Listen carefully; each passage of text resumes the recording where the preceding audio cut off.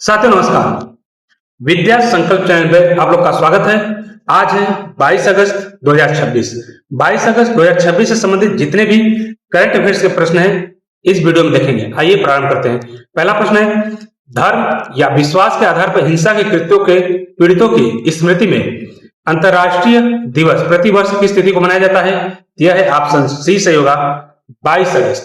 देखिए, संयुक्त राष्ट्र द्वारा हर साल 22 अगस्त को धार्मिक हिंसा और उत्पीड़न का सामना करने वाले पीड़ितों को याद करने के लिए और उनके सम्मान में यह अंतर्राष्ट्रीय दिवस मनाते हैं।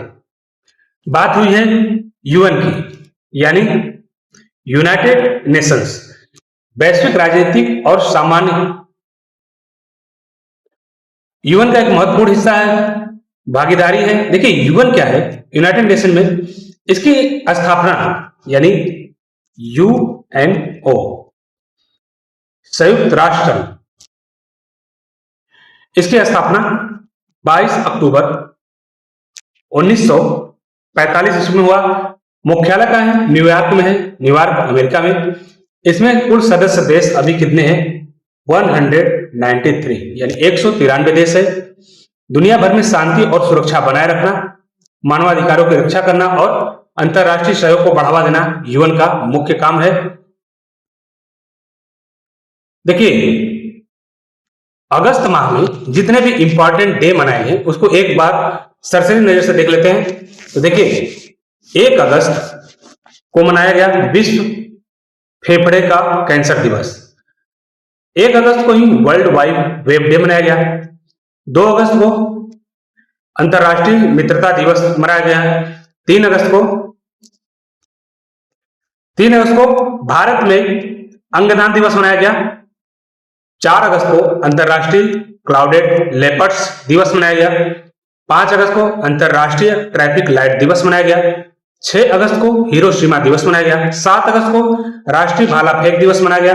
7 अगस्त को ही राष्ट्रीय हथकरघा दिवस मनाया गया। 8 अगस्त को भारत छोड़ो आंदोलन मनाया गया, इसका दिवस।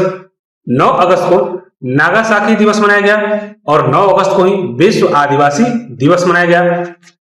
10 अगस्त को विश्व शेर दिवस मनाया गया और इसी दिन राष्ट्रीय कृमि निवारण दिवस भी मनाया गया।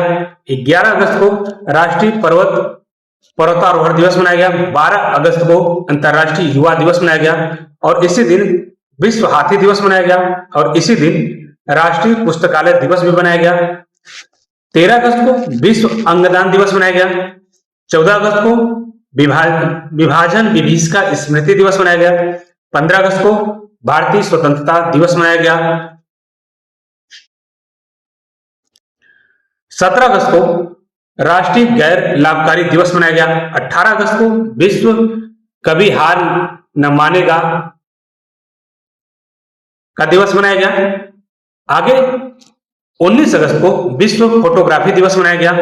20 अगस्त को सद्भावना दिवस यानी राजीव गांधी जी का जयंती ये मनाया गया। 21 अगस्त को मनाया गया विश्व वरिष्ठ नागरिक दिवस। चलते हैं आगे। अगला प्रश्न है, केरल की प्रसिद्ध वेक वाटर प्रतियोगिता 72वीं यानी 72वीं नेहरू ट्रॉफी बोट रेस वर्ष 2026 में किस तिथि को आयोजित की जा रही है? ऑप्शन बी से होगा 22 अगस्त 2026 यानी आज के दिन। देखिए, केरल की विश्व प्रसिद्ध सर्पाकार नौका दौड़ का ये क्या है? 22वां संस्करण है, 72 यानी 72वां संस्करण है। ये 22 अगस्त 2026 को शनिवार को अलापुझा की पुन्नामदा झील में आयोजित की जा रही है। देखिए, बात यहां हुई है केरल की, तो केरल के बारे में आइए देखते हैं। केरल, ये वाला एरिया केरल, राजधानी कहां है? त्रिवेंद्रपुरम। मुख्य भाषा क्या है? मलयालम। केरल का गठन 1 नवंबर 1956 में हुआ था, इसलिए 1 नवंबर को केरल पिरवी या केरल दिवस मनाया जाता है। केरल का सबसे बड़ा शहर क्या है? कोच्चि है। केरल भारत का सबसे ज्यादा साक्षरता वाला दिवस केरल में सबसे ज्यादा साक्षरता अनुपात है। देखिए हाल ही में केरल का नाम बदल के केरलम रखा गया, इसको राष्ट्रपति ने मंजूरी दिया। चलते आगे, अगला प्रश्न है, वैश्विक एथलेटिक्स मानचित्र पर भारत की उपस्थिति मजबूत करने के लिए 22 अगस्त 2026 को world athletics continental tour silver level की मेजबानी कौन सा भारतीय शहर कर रहा है? ये कर रहा है भुवनेश्वर, यानी ऑप्शन ए सही होगा। देखिए उड़ीसा के भुवनेश्वर शहर में स्थित प्रतिष्ठित कलिंगा स्टेडियम में 22 अगस्त 2026 को इस प्रतिष्ठित अंतरराष्ट्रीय एथलेटिक मीट की मेजबानी कर रहा है, जिसमें करीब 150 एथलेटिक्स भाग ले रहे हैं। चलते आगे, अगला प्रश्न है, केंद्र शासित प्रदेश दमन में 9 दिनों तक चलने वाले प्रसिद्ध मानसूनी फेस्टिवल 2026 की शुरुआत किस तिथि से हो रही है? ये हो रही है 22 अगस्त 2026 से। देखिए दमन में सांस्कृतिक परेड, संगीत और नृत्य प्रस्तुतियों से भरपूर मानसून उत्सव की शुरुआत होता है। तो ये कब हो रहा है? आज के दिन से, यानी 22 अगस्त 2026 से। बात है दमन के बारे में, तो दमन के बारे में देखते हैं। दमन 19 दिसंबर 1961 ईस्वी में ऑपरेशन विजय के तहत भारतीय सेना ने इसे पुर्तगालियों से आजाद कराया था और इसे भारत में शामिल किया। आज भी यहाँ की इमारतें और संस्कृति पर पुर्तगालियों का साफ प्रभाव दिखता है। देखिए यहाँ पे पुर्तगाली 450 सालों तक शासन की। दमन यह गुजरात राज्य के नजदीक अरब सागर तट पर स्थित है। देखिए दमन गंगा नदी, यहाँ पे दमन में एक दमन गंगा नदी है। यह दमन को 2 हिस्सों में बांटती है, मोटी दमन और नानी दमन। और यहाँ भाषा क्या बोली जाती है? यहाँ गुजराती भाषा बोली जाती है, हिंदी बोली जाती है और अंग्रेजी बोली जाती है। पुर्तगाली इतिहास के कारण कुछ लोग यहाँ पे पुर्तगाली भी बोलते हैं। देखिए भारत के पश्चिमी तट पर स्थित एक बेहद खूबसूरत और ऐतिहासिक केंद्र शासित प्रदेश यानी यूनियन टेरिटरी है ये दमन। यह दादर और नगर हवेली तथा दमन और दीव का प्रशासनिक मुख्यालय भी यहाँ पर है। पहले यह गोवा, दमन और दीव का हिस्सा था, लेकिन अब यह अपना एक अलग पहचान रखता है यहाँ। तो चलते हैं आगे, अगला प्रश्न है, हिंदू पंचांग के अनुसार वर्ष 2026 में झूलन यात्रा उत्सव का प्रारंभ किस तिथि से हो रहा है? तो यह हो रहा है, ऑप्शन बी सही होगा इसमें, 22 अगस्त 2026 से। देखिए उड़ीसा और वैष्णव कैलेंडर के अनुसार भगवान श्री कृष्ण और राधा रानी को समर्पित पावन झूलन यात्रा का शुभारंभ श्रावण शुक्ल दशमी यानी 22 अगस्त 2026 को प्रारंभ हो रहा है। चलते आगे, अगला प्रश्न है, 22 अगस्त 2026 को निम्नलिखित में से किस प्रसिद्ध कवि और संत की जयंती मनाई जा रही है? यह है ऑप्शन सी सही होगा, तुलसीदास जी की जयंती। देखिए इस वर्ष की कैलेंडर गणना के अनुसार रामचरितमानस के रचयिता गोस्वामी तुलसीदास जी की जयंती 22 अगस्त 2026 को श्रद्धा पूर्वक पूरे देश में मनाई जा रही है। चलते आगे, अगला प्रश्न है, वाशिंगटन डीसी अमेरिका के Walter E Washington convention centre में वर्ष 2026 का बहुप्रतीक्षित noble book festival national book festival 2026 किस तिथि को आयोजित की जा रही है? तय है, यहाँ नोबल नहीं होगा, नेशनल होगा। तो ये आयोजित की जा रही है, ऑप्शन सी सही होगा, 22 अगस्त 2026 को।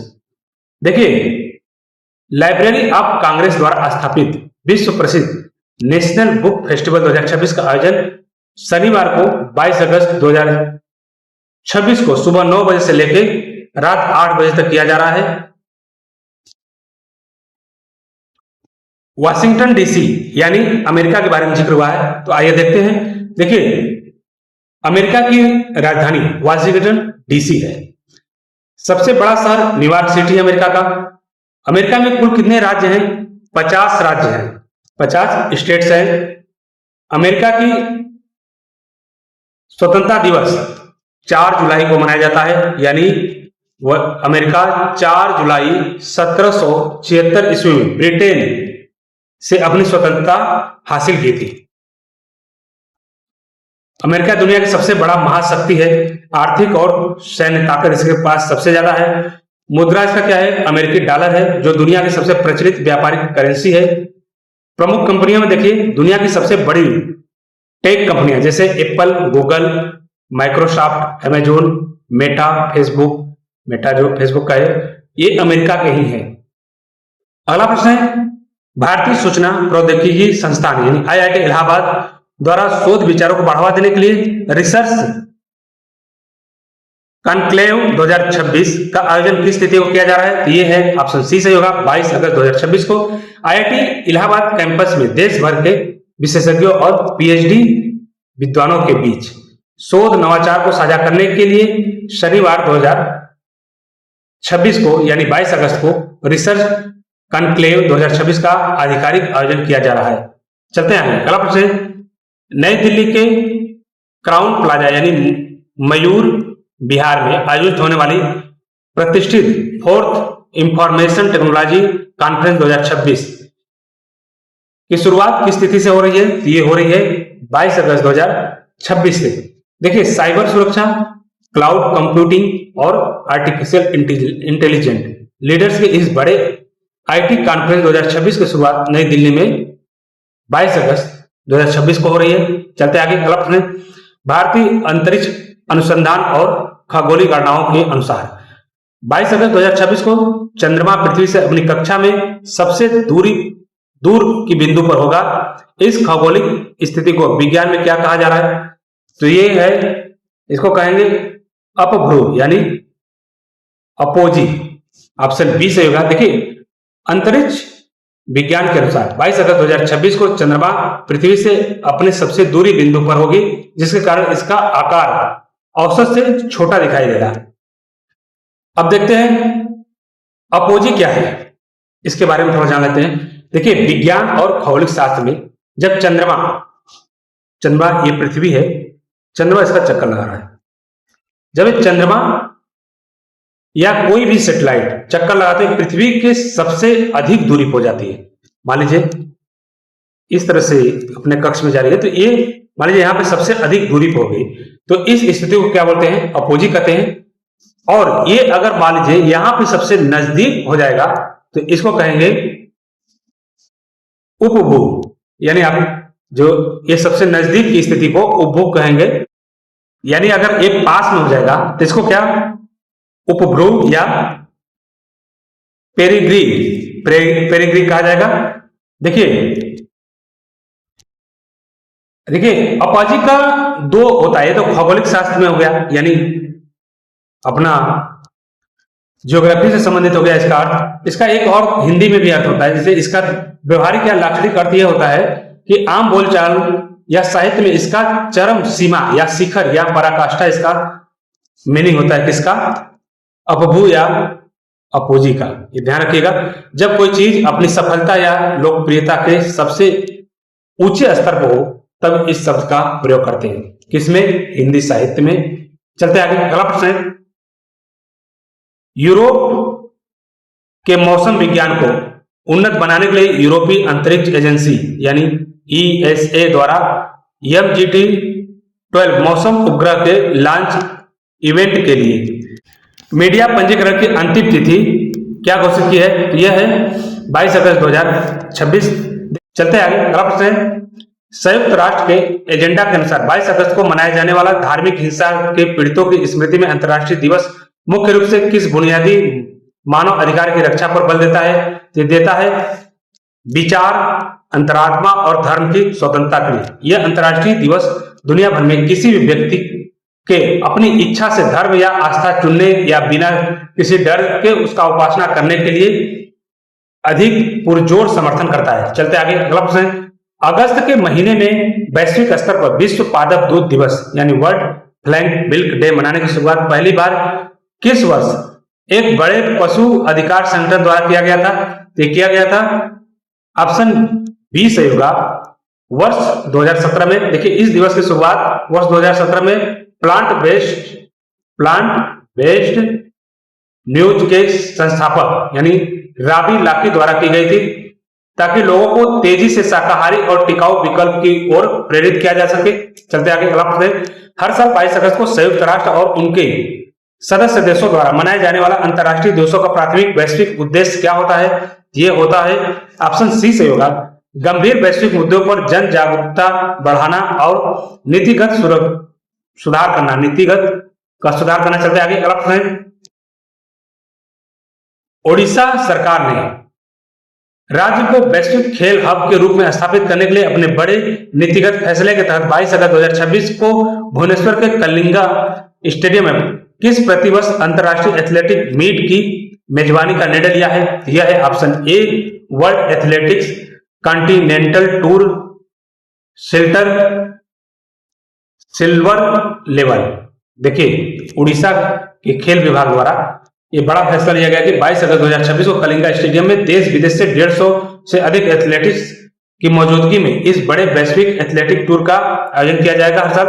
चलते आगे अगला प्रश्न, सुप्रीम कोर्ट के हालिया प्रशासनिक आदेश के अनुसार 27 अगस्त 2026 यानी गुरुवार को कोर्ट में अवकाश घोषित किए जाने के बदले किस तारीख को पूर्ण कार्य दिवस के रूप में निर्धारित किया गया है? तो यह देखिए ऑप्शन बी सही होगा, यानी 22 अगस्त 2026 को। देखिए, सुप्रीम कोर्ट ने एडवोकेट ऑन रिकॉर्ड एसोसिएशन के अनुरोध पर 27 अगस्त को छुट्टी दी गई है, जिसकी भरपाई करने के लिए शनिवार यानी 22 अगस्त 2026 को सुप्रीम कोर्ट की रजिस्ट्री शाम 5 बजे तक खुली रहेगी और कोर्ट पूरी तरह से काम करती रहेगी। चलते आगे अगला प्रश्न है, केंद्रीय कृषि मंत्री शिवराज सिंह चौहान द्वारा हाल ही में नई दिल्ली में लॉन्च किया गया देश का पहला महिला नेतृत्व वाली स्वदेशी एआई ड्रोन कौन सा है जो किसानों को तकनीकी समाधान दे रहा है? तो यह है ऑप्शन ए सही होगा।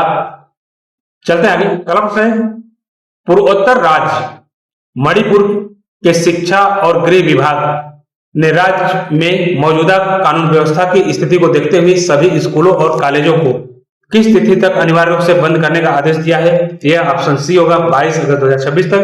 देखिए, मणिपुर सरकार ने आधिकारिक आदेश के अनुसार राज्य के सभी स्कूलों, कॉलेजों और उच्च शिक्षा संस्थाओं को कानून व्यवस्था बनाए रखने के लिए 20 अगस्त से लेकर 22 अगस्त तक 3 दिनों में बंद रखा है। भारत के एडवांस मीडियम कॉम्पैक्ट एयरक्राफ्ट यानी AMCA प्रोग्राम के तहत देश के पहले 5वीं पीढ़ी के स्टेल्थ लड़ाकू विमान के लिए स्वदेशी लड़ाकू इंजन विकसित करने के लिए रिलायंस इंडस्ट्रीज यानी RIL ने किस वैश्विक ऑटोमोटिव एरोस्पेस कंपनी के साथ रणनीतिक साझेदारी की है? तो यह है ऑप्शन बी सही है, इसमें रोल्स रॉयस लिमिटेड। देखिए, रिलायंस इंडस्ट्रीज और रोल्स रॉयस मिलकर भारत की एक एरोस्पेस गैस टरबाइन कॉम्पैक्ट स्थापित करेंगे जो भारतीय वायुसेना के 5th यानी 5वीं जनरेशन विमान के इंजन का रिसर्च करेगा।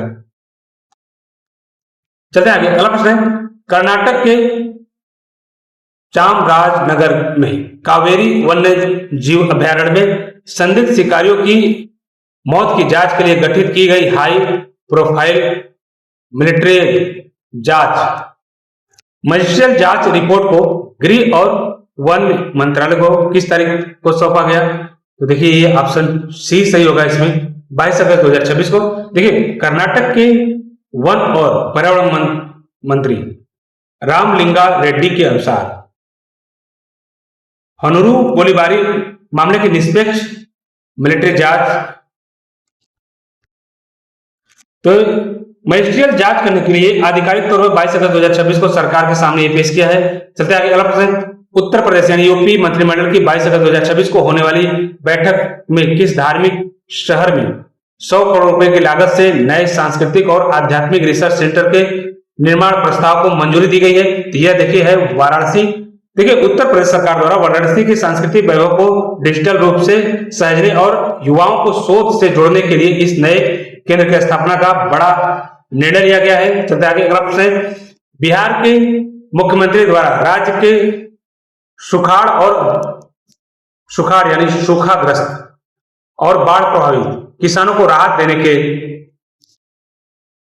लिए 22 अगस्त 2026 को किस नई प्रत्यक्ष लाभ हस्तांतरण यानी डीबीटी वित्तीय सहायता योजना की शुरुआत की जा रही है। तो ये ऑप्शन ए सही होगा। मुख्यमंत्री कृषि सहायता योजना 2026। देखिए बिहार सरकार द्वारा राज्य के पंजीकृत छोटे और सीमांत किसानों के खातों में सीधे कितना 5,000 रुपए की इनपुट सब्सिडी भेजने की शुरुआत आज से की जा रही है, यानी 22 अगस्त 2026 से। चलते आगे अगला प्रश्न है, मध्य प्रदेश के महिला एवं बाल विकास विभाग द्वारा ग्रामीण अंचलों में कुपोषण को पूरी तरह समाप्त करने के लिए 22 अगस्त 2026 से किस विशेष राज्यव्यापी अभियान की शुरुआत की जा रही है? तो ऑप्शन सी सही होगा। मुख्यमंत्री बाल संजीवनी अभियान 2026। देखिए इस अभियान के तहत मध्य प्रदेश की सभी आंगनबाड़ी में बच्चों को फोर्टिफाइड दूध और विशेष पोषण किट वितरित करने का बड़ा फैसला लिया गया है। चलते आगे अगला प्रश्न है, उत्तर प्रदेश राज्य सड़क परिवहन निगम यानी यूपीएसआरटीसी ने रक्षाबंधन त्योहार और आगामी छुट्टियों की भारी भीड़ देखते हुए 22 अगस्त 2026 से अतिरिक्त बसों के संचालन के लिए किस नई नीति को लागू किया है? तो ये किया है ऑप्शन बी सही होगा, जीरो वेटिंग टाइम बस सेवा। देखिए इस फैसले से लखनऊ, कानपुर, नोएडा जैसे प्रमुख रूटों पर यात्रियों को हर 10 मिनट में बस सेवा उपलब्ध कराई जाएगी ताकि भीड़ को नियंत्रित किया जा सके। चलते आगे अगला प्रश्न, बिहार शिक्षा विभाग ने सरकारी स्कूलों में बुनियादी ढांचा सुधारने और डिजिटल लैब स्थापित करने के बड़े राष्ट्रीय संकल्प के तहत 22 अगस्त 2026 को कितने जिलों में स्कूलों के लिए नई वित्तीय ग्रांट जारी करने का आदेश दिया है? यह है लगभग सभी 38 जिलों में, यानी सभी 38 जिलों में। ये बिहार के में कितने जिले हैं? 38 जिले हैं। प्राथमिक और माध्यमिक विद्यालयों को आधुनिक स्मार्ट क्लासरूम में बदलने के लिए विभाग ने विशेष बजट आवंटित की है। चलते आगे अगला प्रश्न, मध्य प्रदेश ऊर्जा विभाग, मध्य प्रदेश ऊर्जा विकास निगम द्वारा 22 अगस्त 2026 को राज्य के सरकारी कार्यालयों की छतों पर पूर्ण और सौर ग्रिड स्थापित करने के अपने बड़े नीतिगत निर्णय के पहले चरण का शुभारंभ किस शहर से कर रहा है? तो ये है भोपाल से। देखिए राजधानी भोपाल के मुख्य प्रशासनिक भवन को पूरी तरह से ग्रीन एनर्जी से संचालित करने के संकल्प के साथ ही सौर ऊर्जा परियोजना के पहले चरण की शुरुआत की जाएगी। तो आज के लिए बस इतना ही, मिलते हैं अगले वीडियो में। Thank you for watching. आप लोग सब्सक्राइब करिए, लाइक करिए, कमेंट करिए अगर जो भी कमी बेसी